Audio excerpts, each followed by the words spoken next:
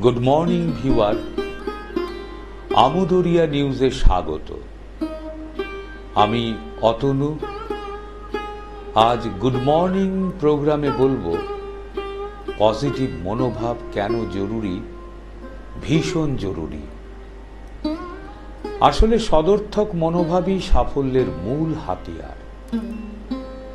জীবনে এগোনোর পথে সদর্থক মনোভাব থাকা অত্যন্ত জরুরি, যা কিনা অন্যদের চেয়ে তোমাকে আলাদা করবে। তুমি কি চাইছো তা যতটা স্পষ্টভাবে জানবে, ঠিক ততটাই যেন কিভাবে তা করবে সেটাও স্পষ্ট থাকে। অনেক সমস্যা আসবে, প্রতিটির সমাধানের জন্য আগাম পরিকল্পনা থাকাও ভীষণ জরুরি। আমরা রোজ ছোটখাটো ব্যাপারে দিকে যদি ক্রমাগত নজর দিয়ে এগোই, তাহলে তাই বড় বিষয়গুলো নিখুঁত হয়ে যাবে।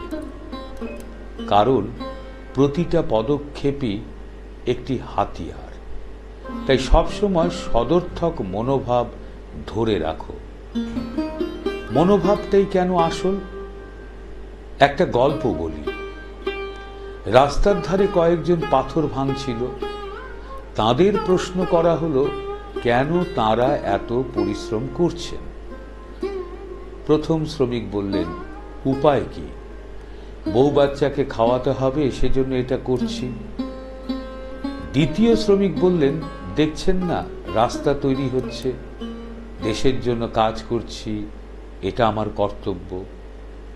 তৃতীয় শ্রমিক বললেন, আমার কাছে কর্মই ধর্ম, এই কাজটাও আমার কাছে মন্দিরে গিয়ে প্রার্থনা করার মতোই। এখানে সেই মন্দিরের কাজে নিযুক্ত আছি বলে গর্বিত বোধ করছি।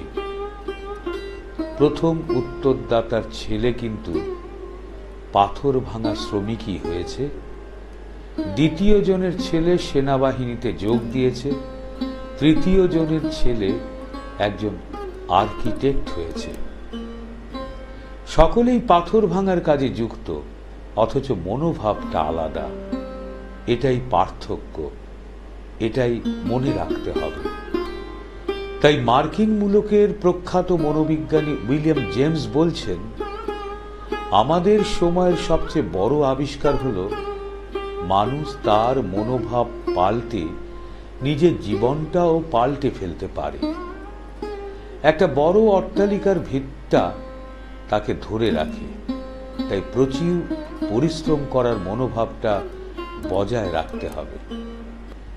হার্ভার্ড বিশ্ববিদ্যালয়ের একটি সমীক্ষায় দেখা গিয়েছে, কেউ যখন চাকরি পায়, সাধারণত 85% ক্ষেত্রে চাকরি প্রার্থীর মনোভাব দেখে নিয়োগ করা হয়। 15% ক্ষেত্রে তারা কতটা স্মার্ট, কতটা হিসেব জানে সেটা দেখে নিয়োগ করা হয়। মনে রাখতে হবে, হিমশৈলের মাত্র 10% আমরা দেখতে পাই, 90% জলের গভীরে থাকে। মানুষ বিচারের ক্ষেত্রেও হিমশৈলের সূত্রটি মাথায় রাখতে হবে।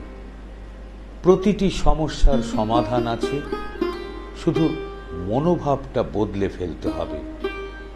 যেখানে পৌঁছতে চাই সেখানে পৌঁছতে গেলেও মনোভাব প্রয়োজনে পাল্টাতে হবে। মনোভাব ও কাজটা চালিয়ে যাওয়াটা ব্যাপার, তাহলেই অনেক কিছু সাফল্য আসবে। কখনো এমন ভাব দেখানো ঠিক নয় যে তুমি দুনিয়া শাসন করছো। তুমি বরং এমন ভাবে চলাফেরা করো যাতে মনে হয় তুমি জানোই না কে শাসন করছে, কিন্তু নিজেকে নিজে কড়া শাসনে রাখো। এটাই জরুরি, এটাই পজিটিভ অ্যাটিটিউড। আজ এই পর্যন্ত। গুড মর্নিং প্রোগ্রাম আবার দেখতে পাবেন আগামীতে, অন্য কোনো দিন, অন্য কোনো সময়। নমস্কার।